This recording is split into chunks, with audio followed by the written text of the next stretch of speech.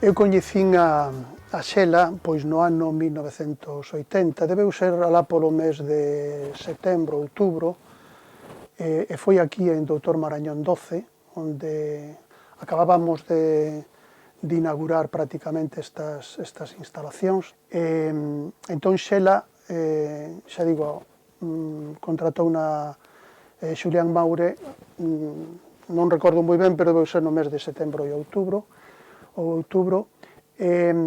fundamentalmente o traballo que ela facía nese momento, pois era un pouco, era desde atender o teléfono, de facer albaráns, de atender as reclamacións, de facturación, etc. Éramos solo 3 persoas, Xulián Maure, Xela e máis eu, as que traballábamos deste finais do ano 80. Eu creo que un dos documentos máis emocionantes dos que contamos na editorial pois son esas páxinas fundacionais, esas primeiras intervencións que facía Xulián Maure e que a propia Xela transcribía. E Xela foi asumindo cada vez máis traballos que exixían a precisión da editora. Eu lembro que había que baixar unhas escaleiras e despois Xela tiña, bueno, non sei se chegaba a despachiño, un recunchiño, ali onde traballaba como editora e como correctora de estilo, e eu lembro sempre ali coas luvas de renda negra, tiña unhas luvas destas que deixan os dedos ao ar e o pitillo na man. Herdei a súa mesa, herdei os seus útiles de escritura e herdei o seu arquivo telefónico. O rol que ela desenvolveu como editora en Xerais é algo a salientar, sobre todo pola coidada atención que depositaba e o mimo, incluso, nos orixinais que polas súas mans pasaron. E ese traballo significa entrar no corazón do texto, no río subterráneo que está detrás de toda obra de creación e que non sempre o autor é consciente. A pegada esencial de Xela foi o procedimento de traballo, é dicir, os criterios de corrección e de revisión dos textos que mantivemos no noso libro de estilo. Eu creo que era unha persoa moi rigurosa, que tiña un alto sentido de responsabilidade con respecto á lingua, correxía moi a fondo os textos, moi a fondo, mesmo eso, ás veces parecía que podía crear algún conflito cos autores, non? Porque os autores, se cada pouco afeitos os procesos de corrección, non interpretaban que sempre o que fan os correctores son suxerencias, non? Pero ela interviña a fondo, suxerindo, interviña a fondo, correxindo para mellorar os textos, porque tiña, como decía, unha alta conciencia da lingua, non? E era moi exixente. Xela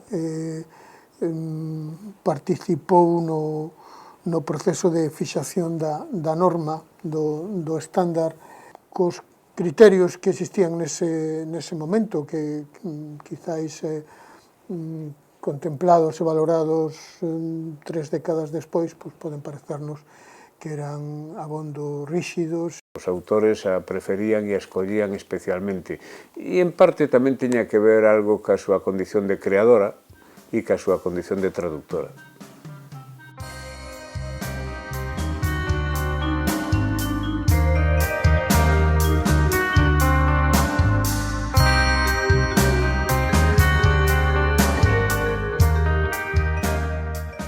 Traducir é unha batalla moi dura, porque estás pelexando tamén contra as túas propias palabras e tens que pelexar contra ti mesma con non ser ti a que estás no texto, senón que ten que ser o autor, a autora orixinaria.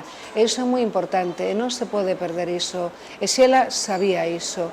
Comezou a traducir moi nova e eu aí creo que claramente influída polo contexto familiar. Valentín Arias, seu pai, que nos deixou hai algúns anos, foi tamén un dos primeiros traductores, as primeiras persoas que se dedicaron á traducción para o galego. Necesitaban a traducción como lingua para enfrentarse, digamos, para modernizarse, para que ao final fose, digamos, unha lingua tamén moderna que valera para a xente do século XX, non? E é aí onde creo que hai que entender a súa traducción e as súas traducións, co seu compromiso coa cultura galega, coa lingua e contraer obras literarias doutras literaturas a esta. Era saber que estaba construindo, axudando a construir un corpus literario, un sistema moderno para a lingua galega. Entón, creo que a traducción obedece moito a ese momento, a un momento no que había que situar o país e situar a lingua galega no universo e traer o universo aquí, non? Entón é un labor, digamos, moi xeneroso o dela e moi xeneroso de todas esas primeiras persoas que se dedicaron a este labor con moitísima entrega, con moitísima serenidade e xenerosidade, non? A falta dunha planificación por parte das institucións, non? Que en realidade, pois, ademais de ter probablemente a capacidade para axudar e apoiar a traducción no seu momento, pois tamén teñen evidentemente responsabilidade en materia de cultura. Entón, esa, digamos, esa eiva, se podemos chamala así, pois cubríana ou satisfacíana nese momento dúas grandes editoras como eran Galaxia e Edicións Xerais de Galicia. E Xela estivo aí, non, participando de maneira moi activa, non? Traducindo, revisando, corrixindo textos e creando os seus textos, non?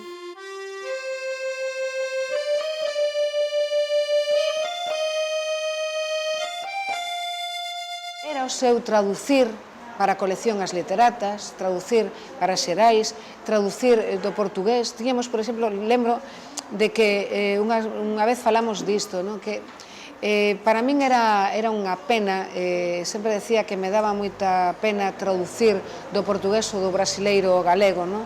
Porque, claro, dábame moitísima rabia pois, que os galegos, as galegas non puidesen ler esa lingua sen necesidade de traducción, non? E aí, claro, era un momento onde sí, de alguna maneira, eras moito máis, podía ser moito máis traidora a unha lingua que, en moitos aspectos, pois era túa, non? Entón, ela decía, claro, pero se nen sequera len en galego, pois como van ler en portugués, non?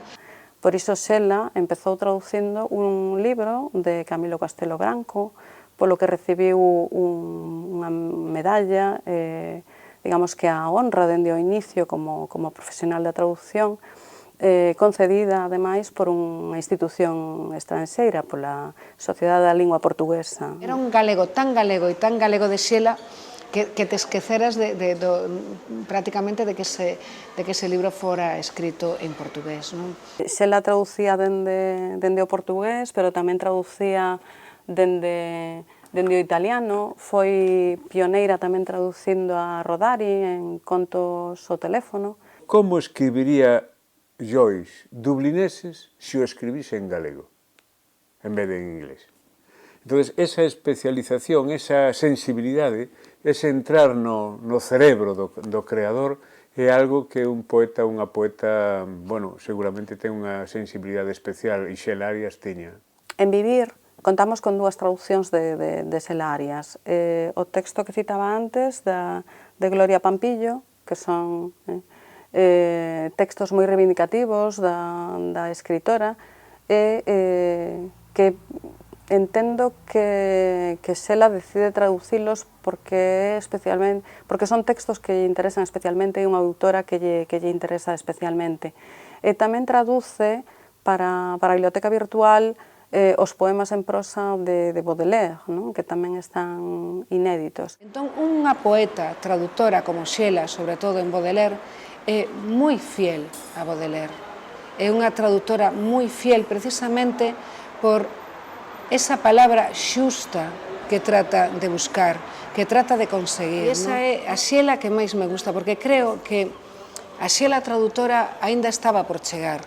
Así como a Xela escritora nos deixou uns libros maravillosos cos que pode cerrar un ciclo da poesía galega fundamental e a súa propia vida está aí en todos eses libros, A Xela traductora aínda estaba, digamos, por chegar, prometía moito, porque se ao principio traduces por unhas necesidades editoriais, por esa xenerosidade de trasladar ao galego algo que crees que é necesario, e creo que iso foi algo que fixo Xela, Valentín Arias, esa outra faceta que poden ter ás veces os traductores e as traductoras de escoller, estaba aínda por chegar a Xela, non?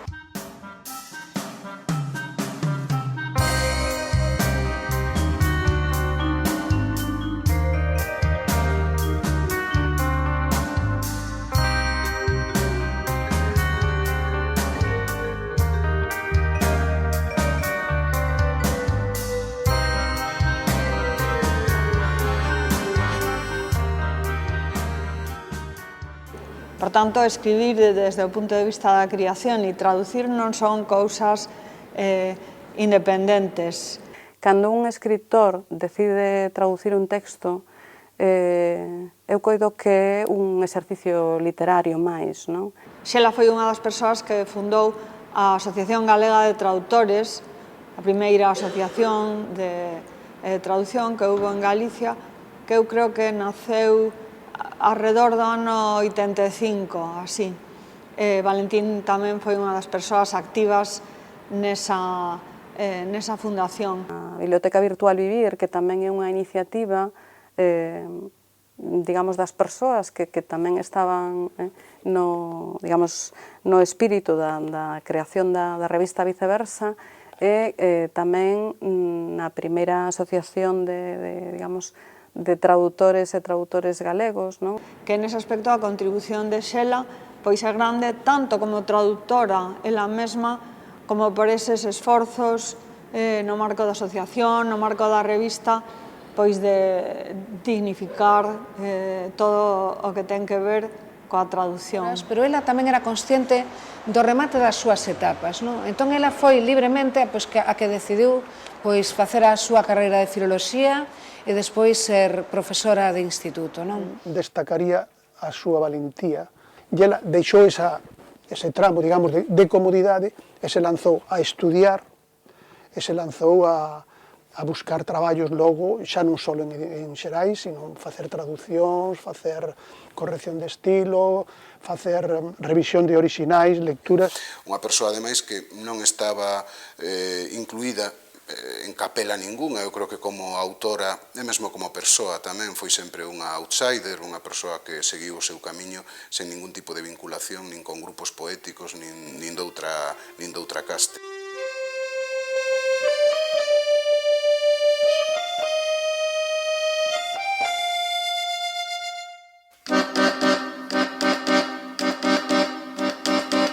E en Xela hai ese coidado e ese cariño, ese aloumiñar das palabras. Algo que Xela tiña de forma natural desde nena, foi ese entorno, ese ambiente, ese amor pola lingua e ese buscar, procurar a palabra exacta, a palabra precisa. O traballar coa lingua, o exercer, efectivamente, ese labor de dominio, de control, de traslación das palabras dunha lingua a outra, lle deu un alto sentido sobre o manexo da lingua e sobre a importancia e o valor da palabra en cada contexto. Que efectivamente ese traballo de precisión foi o que ela levou tamén a súa poesía, que xa digo, é unha poesía como moi requintada, como moi de esencias, non?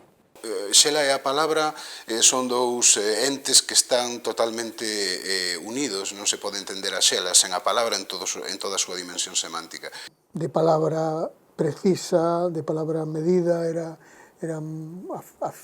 afinaba moito, tanto nos seus textos creativos como nos seus textos traducidos ou como na revisión dos seus textos. E vía na palabra sempre a maneira de explicar o mundo e explicarse o mundo a si mesma. Explicarlo tamén aos demais, pero sobre todo intentar comprender a realidade a través do pensamento que os seres humanos reflectimos a través das palabras.